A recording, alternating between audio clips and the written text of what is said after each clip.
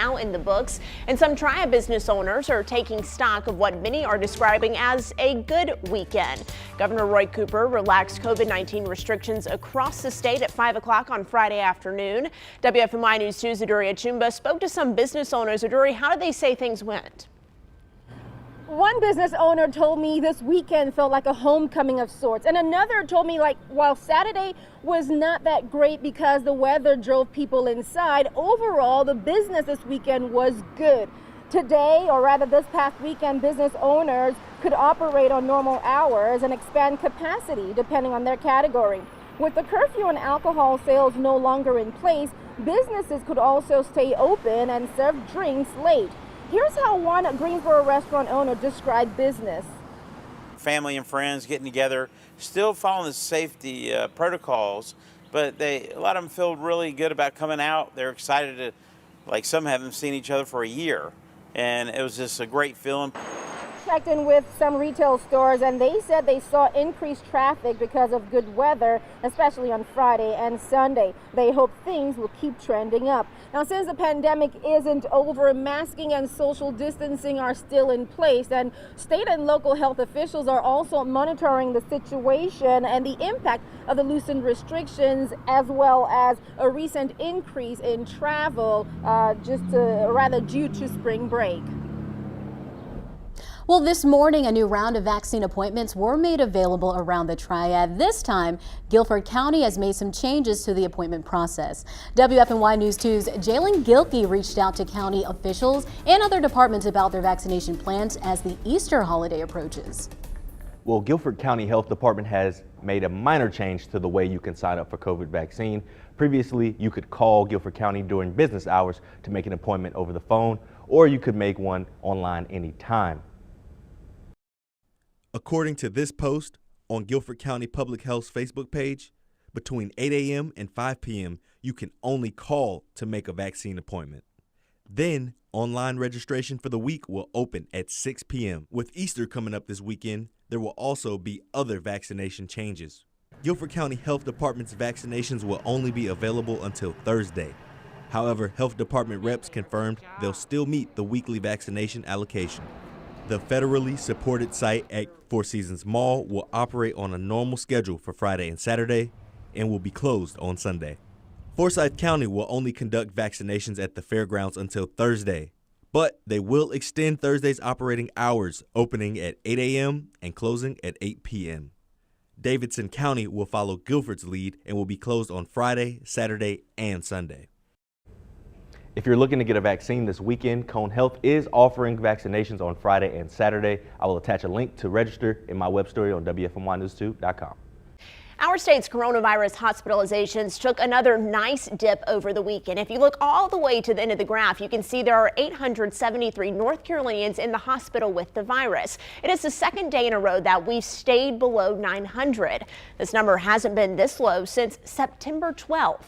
This is a positive update, but our declines have started to slow. You can see over the past 7 weeks, we've gone from a steady decline to more of a leveling off.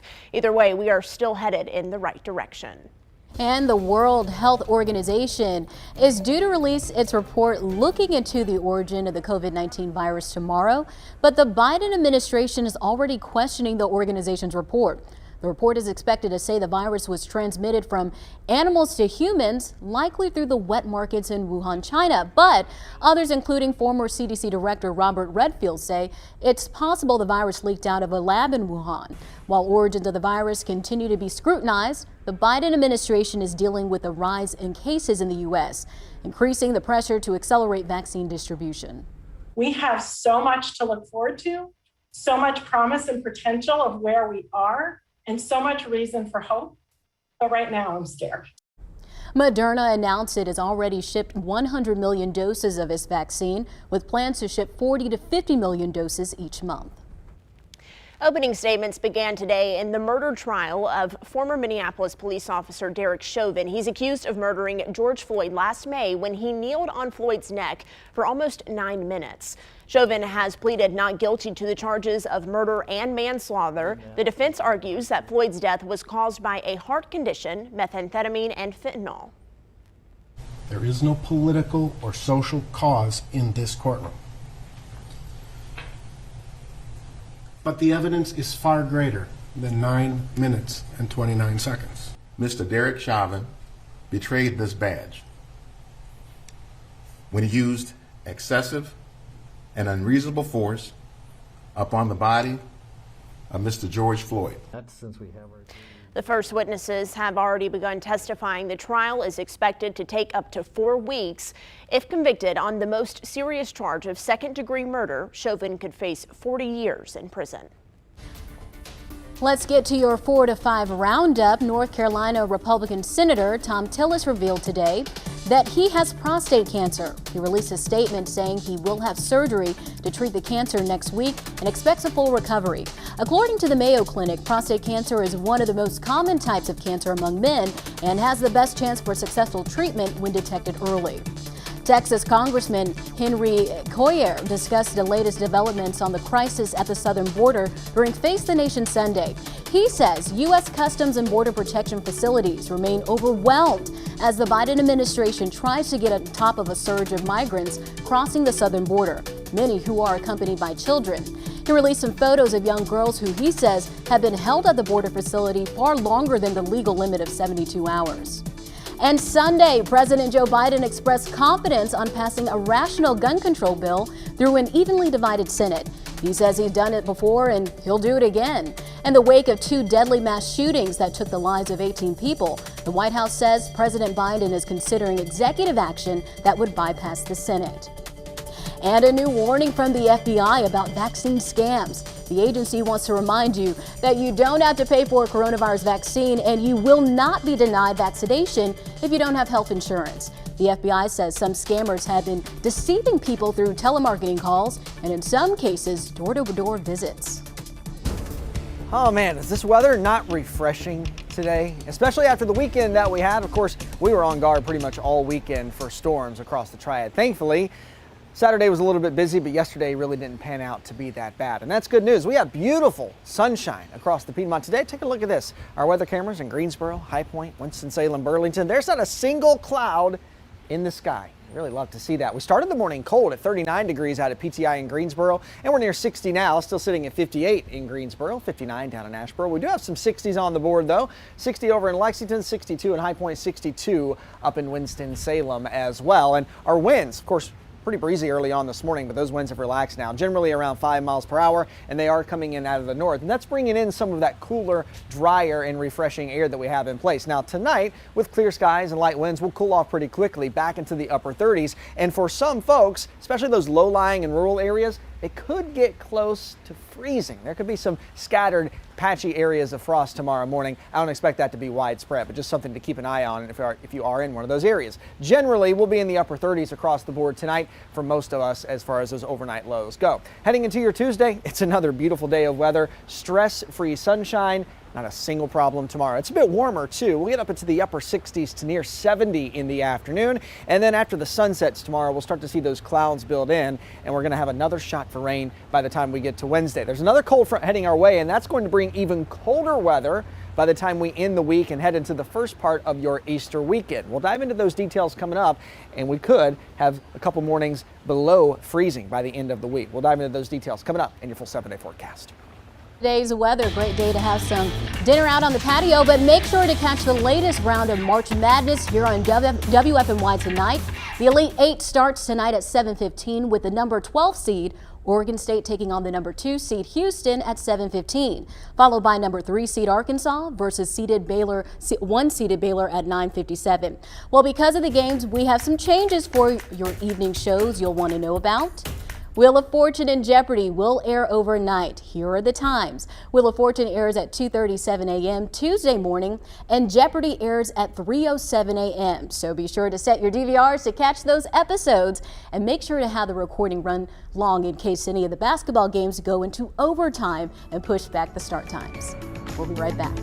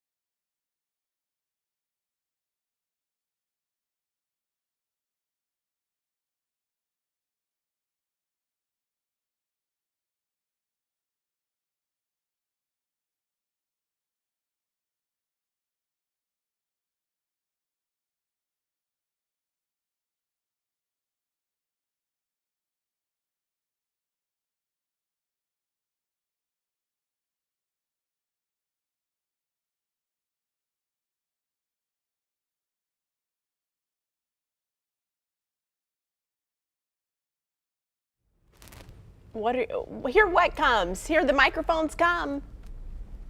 Hello, Facebook. Where are all of our friends at today? I see Brenda, Bobby, Scott, Jacob. Hi, Facebook. How are you doing Gotcha. today? Oh, look who Rue it is is. here. Rue. Lauren, Scott used to live in Germany too. He said hello. Oh, nice. What part of Germany did you live in, Scott? I lived in Heidelberg and Butzbach, Germany. Bootsbog. Butzbach. Well, Jalen, are you here? I don't see you. I just hear your voice. You're like the great and powerful Oz. Yeah, I'm here. I'm here in spirit. You know? Oh, Here in well, spirit. that's a little creepy. I'm not Haunting gonna lie. the studio. Okay. Well, we're about 20 seconds out, Facebook, so keep watching.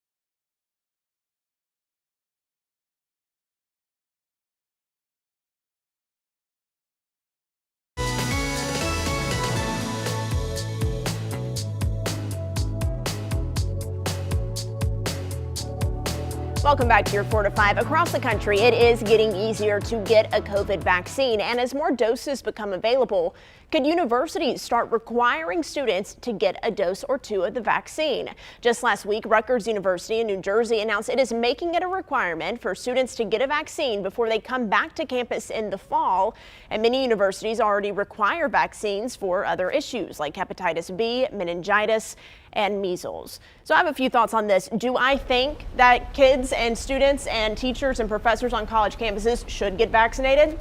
Absolutely. We saw in the fall how quickly this virus can spread through these school settings and universities and dorms and common places. So I do think they should get vaccinated. Legal experts seem to think it is okay for schools to tell them they have to get vaccinated. Do I think that anyone should be forced to get a vaccine? I'm not so sure. Yeah, I would agree with that. I think we're kind of crossing a fine line of encourage versus required. But one thing I thought was cool was I read that Dickinson State University in North Dakota, as a way to encourage students to get vaccinated, they're saying if you do get vaccinated, you can wear a pin or a bracelet and you're exempt from wearing a face mask. So I think that's a pretty cool way to That is an encourage people incentive for sure. you know, a lot of us were kind of sick of wearing the face mask. Right. Well, I'm definitely all about the incentives. But one thing I do know is that if you do live on campus and you attend a university, you do have to have a required vaccination and proof of those vaccinations. So I don't think it's that big of a deal to add this COVID vaccine onto that list of mandatory vaccinations if you do stay on campus. Now, if you're off campus or maybe a professor, then we might be getting into some murky waters there about that. But if you are on campus, I do think out of the safety and the out of the well-being of everyone else, it's best to make sure that all on-campus students do get the vaccine. Yeah, you know, like Laura mentioned, you know, it is kind of a fine line that we're crossing here.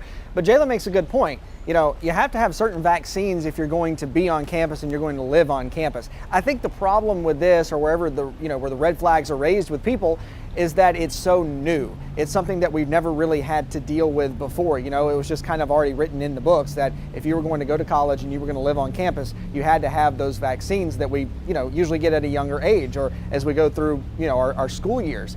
But this is something new, and so it kind of raises a red flag with people, and they just don't really know how to take it yet. But I think if you're going to live on campus, I think it does need to be required. You know, my cynical brain immediately goes to, this is an example of a university wanting to make more money. I think a lot of students and parents were up in arms when they moved to online classes and they were still having to pay the same tuition. And yes, some universities waive those on-campus fees, but if you don't have students on campus, you can charge them to be on campus.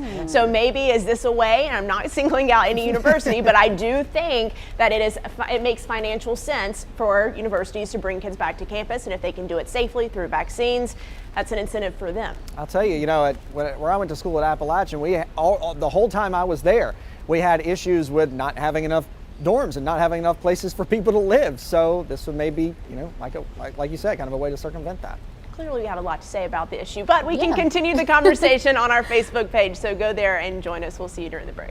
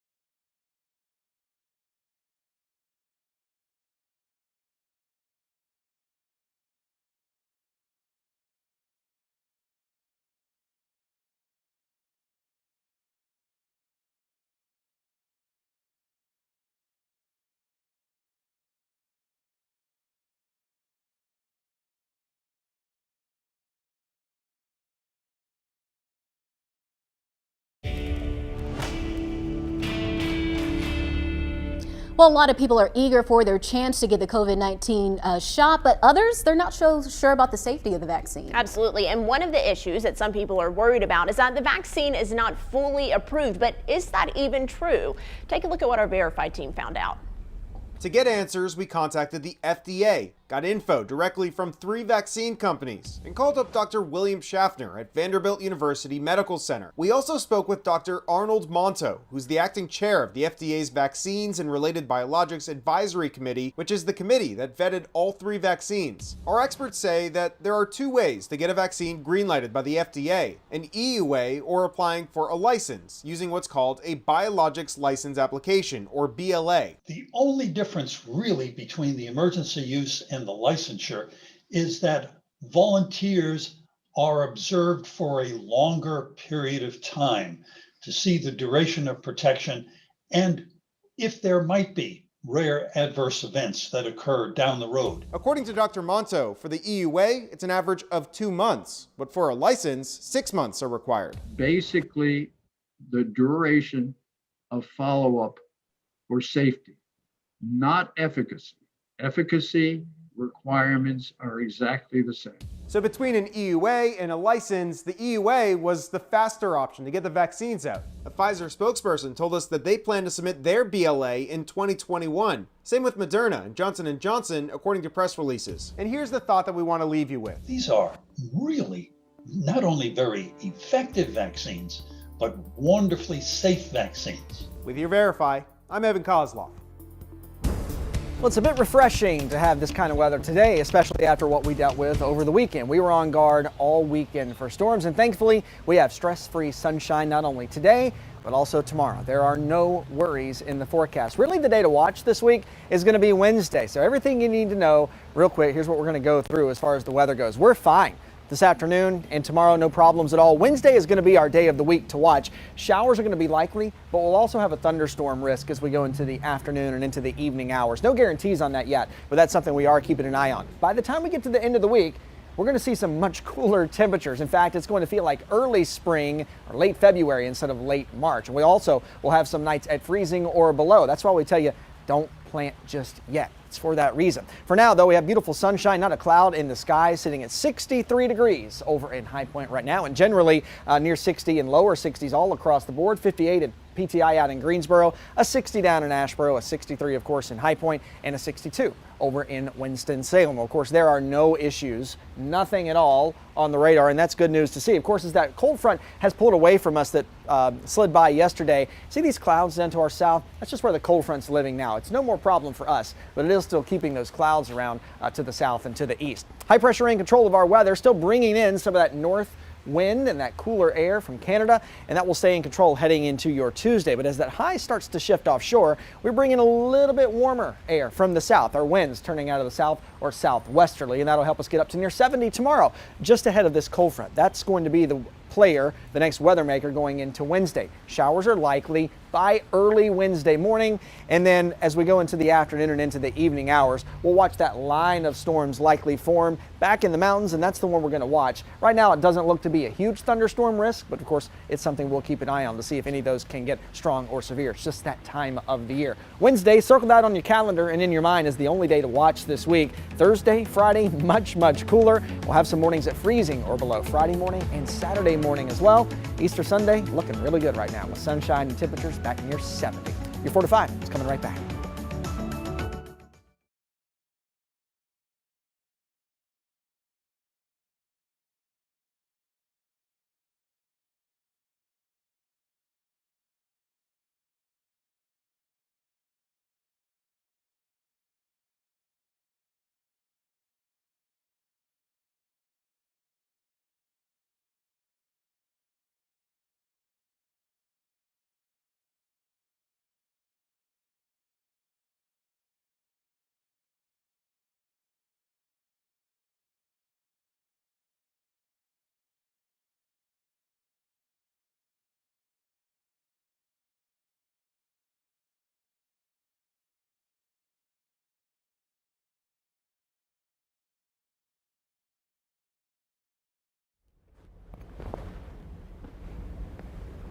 This is a high pressure situation. My mic is up and I have no one to talk to.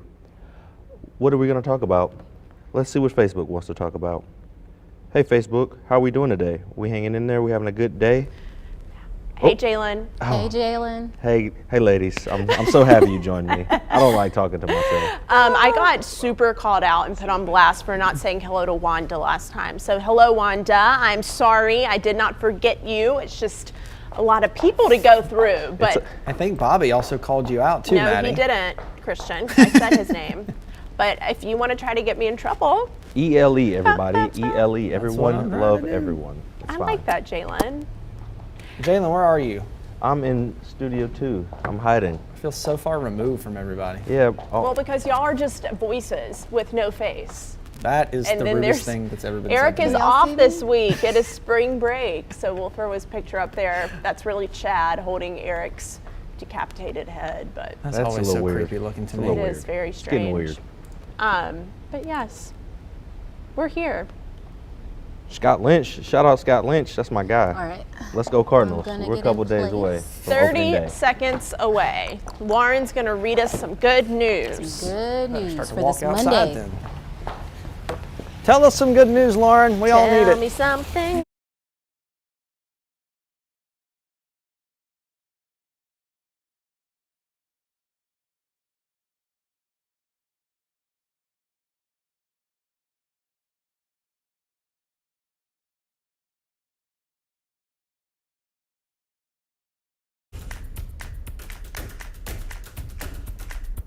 Well, here's a story that's sure to get your Monday started on a good note. This past Friday night was senior night for Lake Norman High School near Charlotte. So the team wanted to do something special for their manager, Sam Jordan.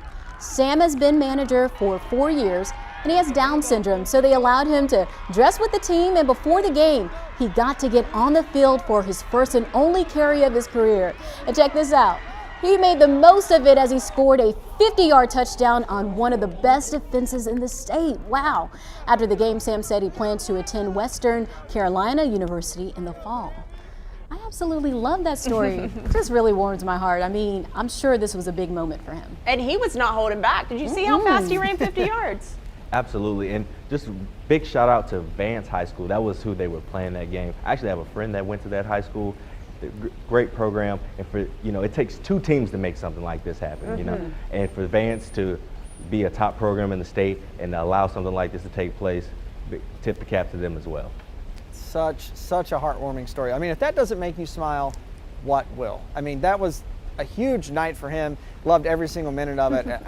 It's so fun and so awesome to see those things. Yes, I'm glad this story is getting a lot of attention and being shared all over the country and across the state, of course, because it deserves it. And it's always great to see someone that's dedicated their entire life, or what it seems like their entire life, to one specific sport, might not be able to play, but for when their dream to be able to come true and for them to be able to accomplish a goal that they've set for themselves and maybe thought they'd never be able to accomplish, it's always a wonderful thing to see. Yeah, I agree with that. And when I think of football, I always think of teamwork, and I think this was just a great example of that. Jalen, what's Lake Norman's mascot? I have no clue. That's Wildcats. The Wildcats? I see it on the jersey. That's Okay. the only. I didn't know that. So It's fine. You didn't have to tell us that. Sorry, I'm transparent. So he's retiring as a Wildcat, and now he'll become a Catamount at Western Carolina. That's Hey, right. look at you. That's right. Sticking with the purple. Maybe he'll That's manage right. the football team up there as well. Congratulations, Sam. Very nice work by both teams. All right, the 4 to 5 is heading to break. We are live on Facebook. Join us there. We are chatting with you today. Hello. Come talk on to us. down. We're lonely. Jalen's lonely. I'm talking to myself, everybody. Jalen's the only lonely one. Sorry, Jalen.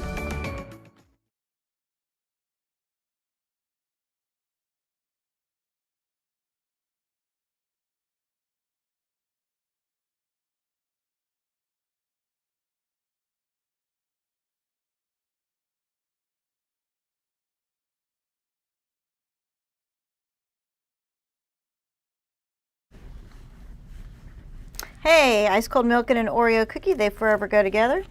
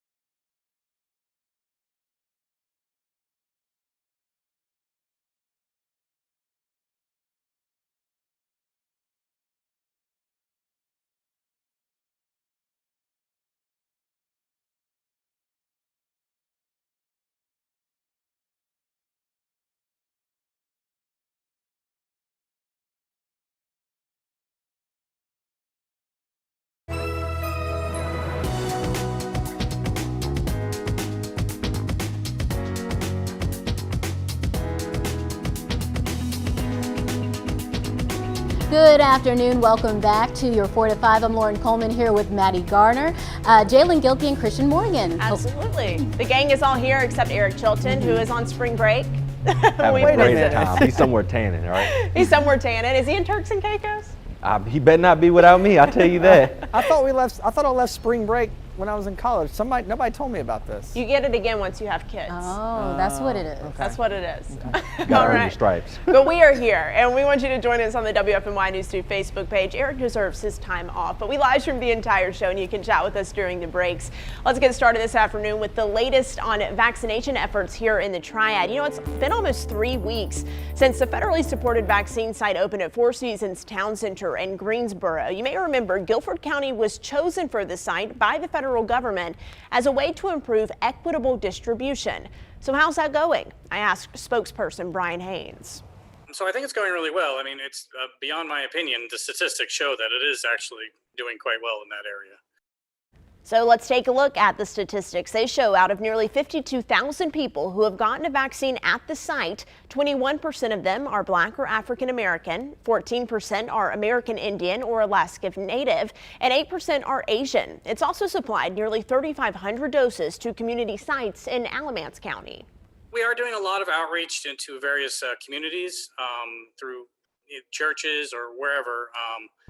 So really reaching out to those folks in the community who a lot of people listen to. So whether or not that's a nonprofit organization that may work in the community, or a church, or some other religious organization, or whatever that case may be, community organizations, really trying to reach out to those folks and get the word out. All right, this is important information. So starting this Wednesday, the site will move to second doses. So they were not going to be opening up more appointments for the next 3 weeks after the 31st, but they are hoping to get the single dose Johnson & Johnson vaccine for the final 2 weeks of the clinic. You can find out how to make an appointment at the federally supported site on our website. Over a year into the pandemic, and we're finally starting to see somewhat of a normal life returning around the country, and soon we could expect to see movie theaters back up and running. Lauren Desai with Aperture Cinema in Winston-Salem is counting down the days until they can reopen. Throughout the pandemic, they've been streaming movies to the public online, but they're now looking forward to hiring staff back and getting people back into the movie theater. It's been a year of ups and downs. It was very difficult at the beginning, especially when I had to lay most of our staff off. And then it got a little easier as it was the unpredictability of the year that was 2020 was the hardest part. Now that we are in sort of a planning, and it's exciting thinking about the future, and we've made some great changes over the year. Aperture Cinema is still working on a final date to reopen. They say they expect to announce it later this week. Well, we were talking about spring break. Guilford County students started spring break today, but the district says they're going to continue to feed kids throughout the week. The grab-and-go meal sites opened up today and will stay open through Thursday. And although meals won't be served on Friday, Thursday's meal distribution will include a meal for Friday. Those are available from 11 a.m. till noon each day, and kids are eligible up to age 18. You can find a list of the grab-and-go sites right now on our website. Let's get to your 4 to 5 roundup. 100,000. That's how many doses of the coronavirus vaccine Cone Health has injected into arms of the people in the communities it serves. The 100,000 doses includes first and second doses. Cone Health urges everyone eligible to get a vaccine do it by signing up on its website. And for people who don't have internet access, should call this number, 336-890-1188. Dr. Anthony Fauci warns the nation could be at risk of a new surge in COVID-19 infections as the number of daily cases in the U.S. remain at a plateau. While new coronavirus variants identified in both UK and South Africa are contributing to the spike, Fauci says an increase in travel for spring break and the loosening of COVID-19 restrictions have also played a part. And a new study finds some hand sanitizers might not be safe. An independent pharmacy and lab tested 260 products and found elevated levels of benzene in some of them, 20 of them actually. This is a human carcinogen that can cause blood disorders like leukemia. The pharmacy has petitioned the Food and Drug Administration to launch an investigation and recall on products that contain high levels. Oh yeah, this is the good stuff. We got sunshine, we got temperatures in the 60s. You love to see it, especially after the weekend that we had with storms on Saturday, and then we were kind of on guard all of Sunday. But there are no worries. Stress-free sunshine today and on the way again tomorrow. Take a look over downtown High Point right now. Not a single cloud in the sky. Temperature sitting in the low 60s at 63 over in High Point right now. And taking a look over in Burlington, kind of the same story, sitting at 60 degrees. But notice these flags aren't blowing at all. Windy day of weather yesterday, windy this morning, but those winds have all relaxed now. They're very calm. Temperatures, again, close to 60, sitting at 58 degrees in Greensboro right now, 60 down in Asheboro, a 62 in Lexington, 63 in High Point, and a 62 over in Winston-Salem as well. Of course, it was windy early on. We had some gusts around 30 miles per hour, but didn't take long for those winds to relax. It was a little bit breezy this morning, but if you step outside right now, hardly any wind at all. Winds only blowing 0 to 5 miles per hour. All of those winds coming in out of the north, and that's bringing in that drier and that slightly cooler air that we have in place, but we will be warming up some more as we head into your Tuesday. Now tonight we'll see clear skies, and with light winds that'll help us cool off. Most of us will only drop down into the upper 30s, but some of those low-lying and rural spots could get close to freezing, and so therefore there is a frost advisory out for a lot of our area, mainly just for some scattered patchy frost in some of those low-lying and rural areas. Wouldn't surprise me at all to see some of that. Heading into your Tuesday, it's another day with wall-to-wall sunshine and a bit warmer too. Instead of the low 60s, we'll get up into the upper 60s, even close to 70 for some neighborhoods, and then the clouds do start to increase late with our next shot for rain heading into Wednesday. Now take a look at this as we go throughout the rest of the week. We've been telling you not to plant just yet, and here's why. We'll have some nights at freezing or below, likely Friday night and Saturday night as well. So we're going to keep our eyes on that. But I know you've seen pretty flowers around. Just don't plant them yet. A couple more weeks and you should be okay.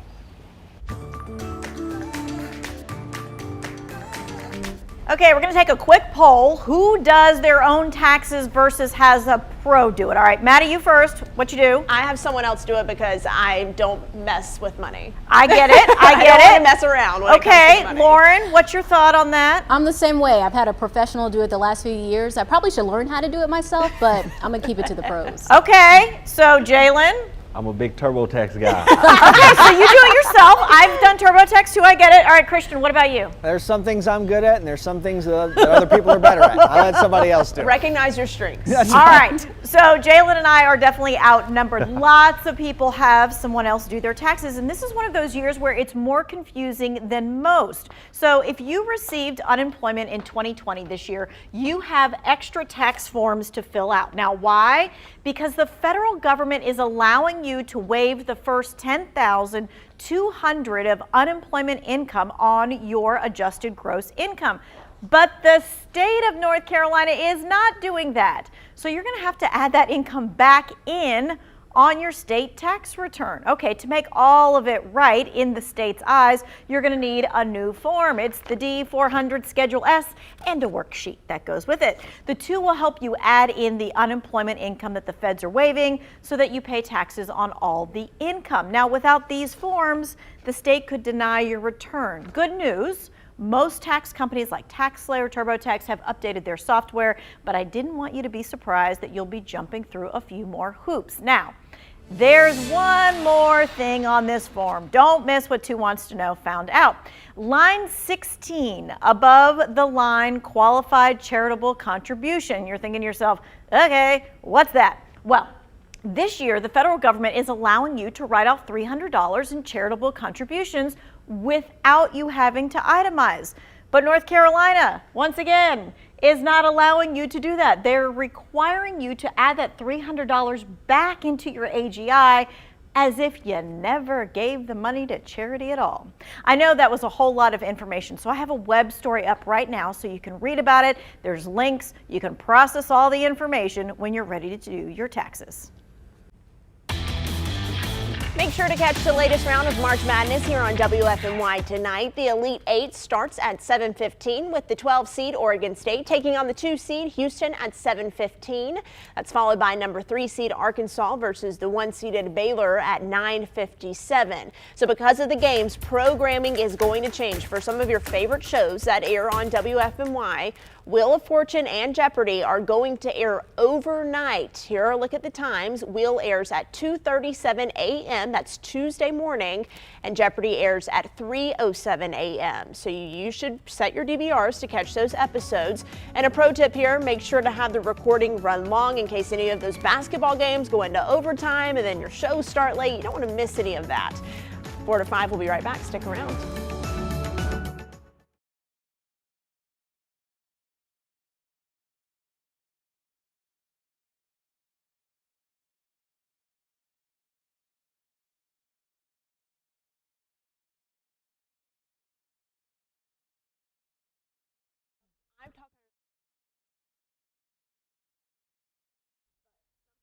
Will write like don't speak under the animation. Okay. So it changes for each producer and each show. Okay. But most of the time on the 4 to 5 when the animations are up, we can talk. Our mics are up.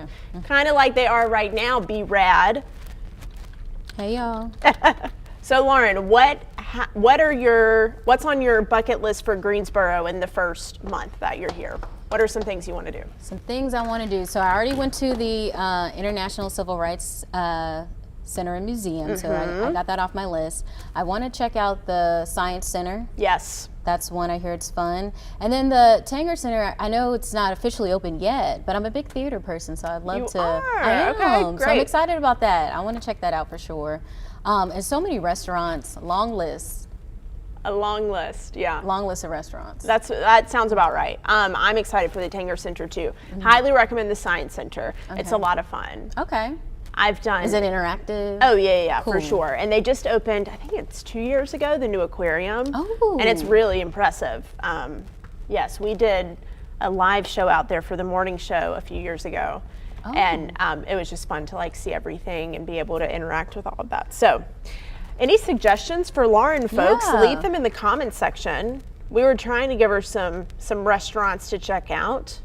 It's interesting to move to a new place in the middle of a pandemic. It is interesting. I've been doing a lot of stuff by myself, which I'm okay with, but I'm looking forward to things, getting a little bit more back to normal so I can meet some more people. Yes. Safely, of course. Right.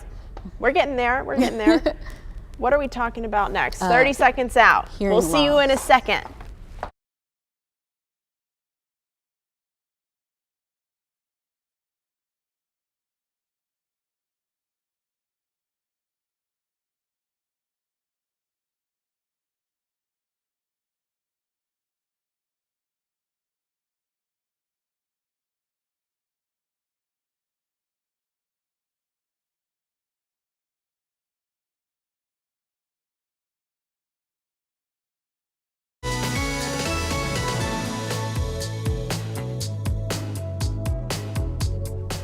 Well, nearly every week we learn about new side effects associated with COVID-19. We all know the common ones like shortness of breath and losing your sense of taste and smell, but now your hearing may actually be affected by this. A new study suggests a surprising number of coronavirus patients are dealing with hearing issues, and research from the University of Manchester in Britain found nearly 15% of COVID-19 patients reported a ringing in their ears. Nearly 8% reported hearing loss, while just over 7% suffer from vertigo.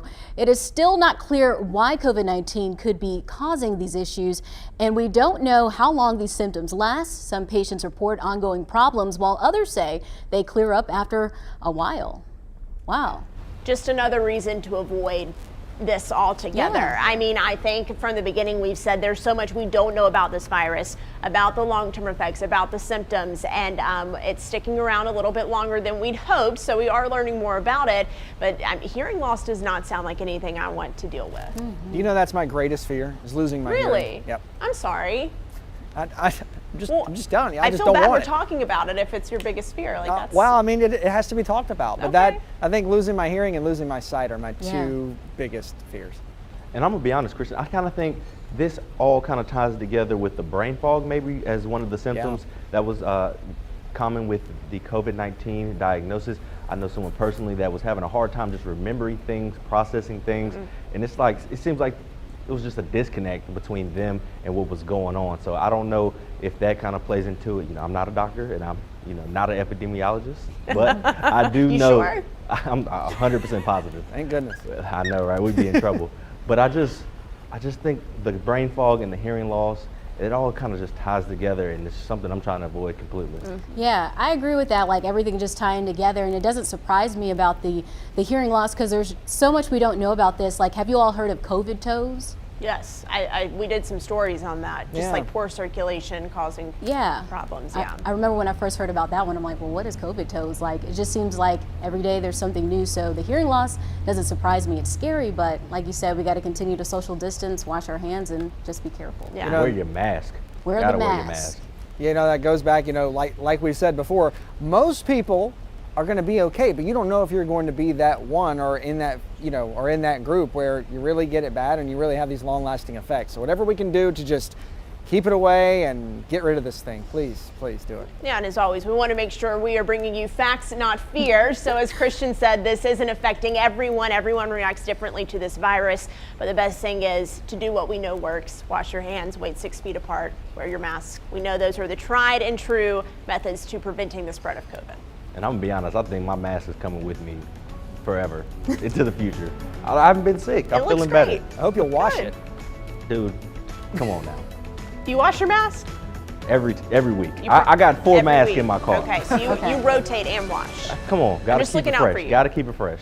We're losing our outro music, so we'll see you later. We talk too much. Come talk to us.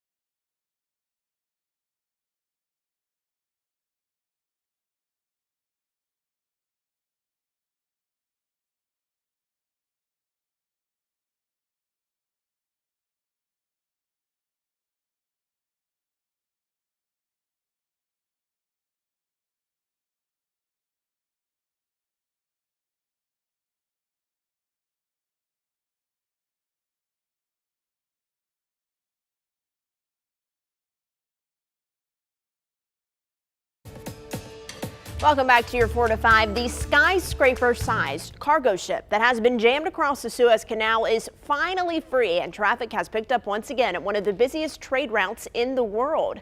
Tugboats blasted in relief early this morning when the colossal ship blocking the Suez Canal finally budged after hours and days of being pushed and pulled.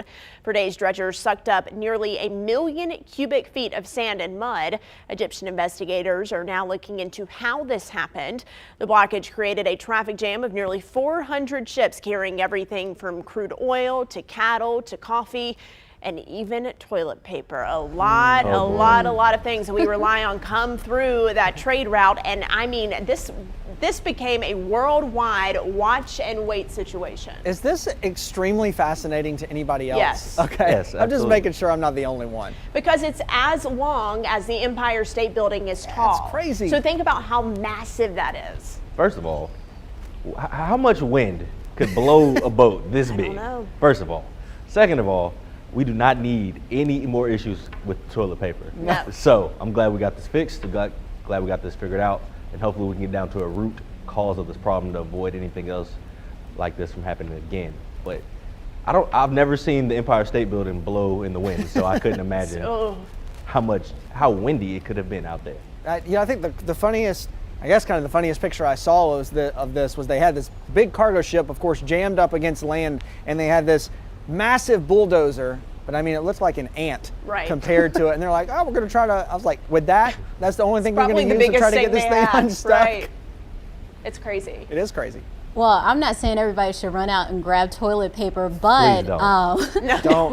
we gotta think about the domino effect of this. You know, it was held up for several days, so some of these materials, they might not make it to where they needed to go in time. Right. What makes me sad, I don't want to be a downer, but the livestock. Yes. Oh. I mean, I don't know that all of the animals made it out of this. I didn't want to, I'm sorry to bring it up. It's sad to think about, but it is reality. What about a million cubic feet of sand?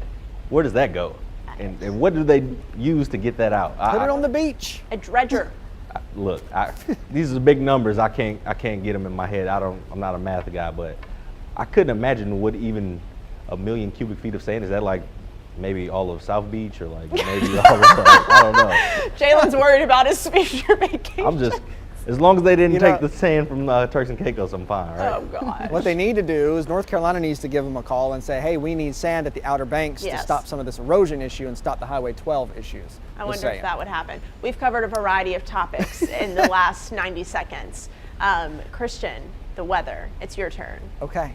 I'm not saying that we solve the world's problems here, but we try to come up with solutions at least. I don't think there's any solution for the weather today because it's absolutely gorgeous. A nice relief from what we had over the weekend. Beautiful Carolina blue sky. There's not a single cloud in the sky this afternoon. Our temperatures are near 60 degrees. It's a very comfortable day to be outside. And we'll have that again as we head into your Tuesday. Take a look at this on our weather camera networks all across the Triad right now. And the things, the way they look on the radar, beautiful. You love to see that. Here's the cold front actually down to our southeast, still keeping that band of clouds around down near Florida, but we have no issues here. High pressure in control of our weather. That's bringing in some north wind and bringing some of that cooler air down into North Carolina today.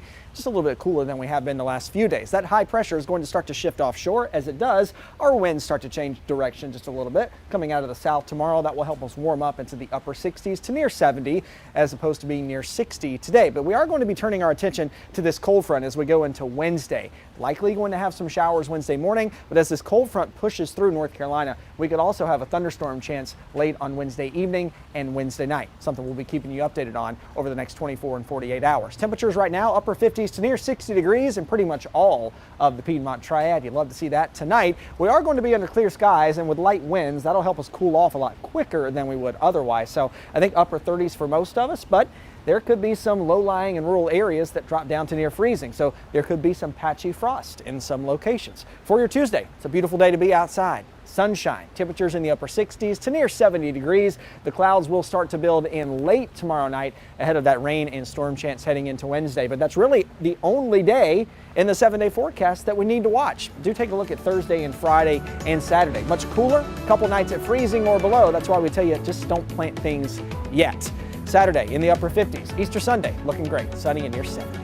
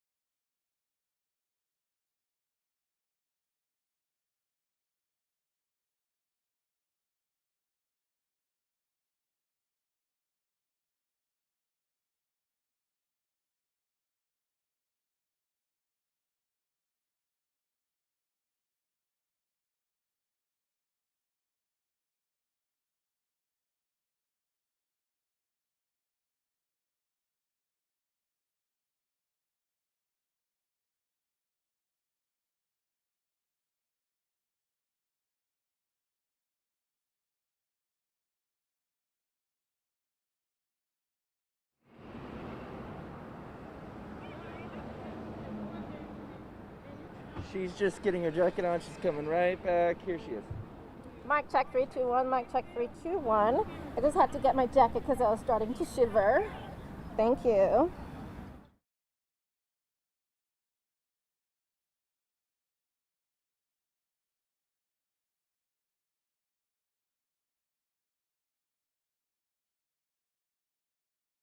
Severe weather. Uno, dos, eins, zwei, drei, vier, fünf, sechs, sieben, acht, neun. Okay. And so one of my Oh, nice. Hi, Hawaii, Idaho, Illinois, Indiana, Iowa, Kansas.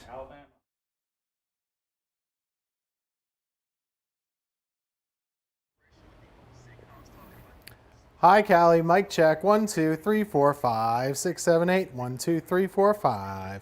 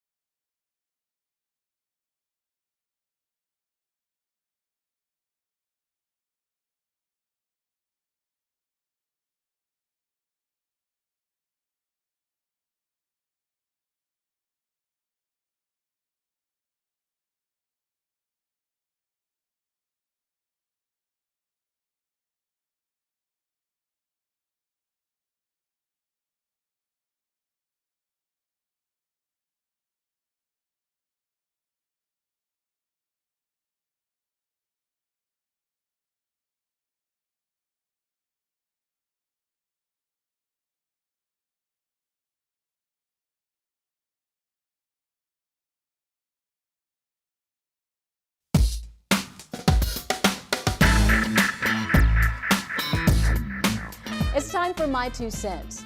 I've been in the triad just a few weeks, and as you can imagine, I'm filled with different emotions: excitement, curiosity, and of course a little bit of nervousness. But that comes with starting something new. And there's a beauty to that too. It's an opportunity to explore and learn about the history and makeup of a new city. But where to start? Well, let's Google fun things to do in Greensboro. Tanger Family Bicentennial Garden, Greensboro Science Center. Aha! The International Civil Rights Center and Museum. While in college, I read about the nonviolent protests that took place at the Woolworth store in Greensboro. But a chance to go visit the exact place where it all happened was mind-blowing. I immediately booked a tour. Walking into the museum, I saw a large photo of the 4 North Carolina A&T students who started the sit-ins at the white-only lunch counter on February 1st, 1960. It was powerful. Standing inside the room where the sit-ins happened was chilling. Once inside the museum's galleries, I was not allowed to take pictures, but for the next 2 hours, I was able to get a snapshot of the civil rights movement in Greensboro and around the world. Walking out of the museum, I was filled with a desire to learn even more about the city and area. The Triad is my new home. There's so much I want to see, different restaurants I want to try, and so many people to meet. Remember, you don't have to look far or go far away to play tourist. We can do it in our own backyard. What you find may surprise you. That's my 2 cents. That's your 4 to 5. WFNY News 2 at 5 starts now.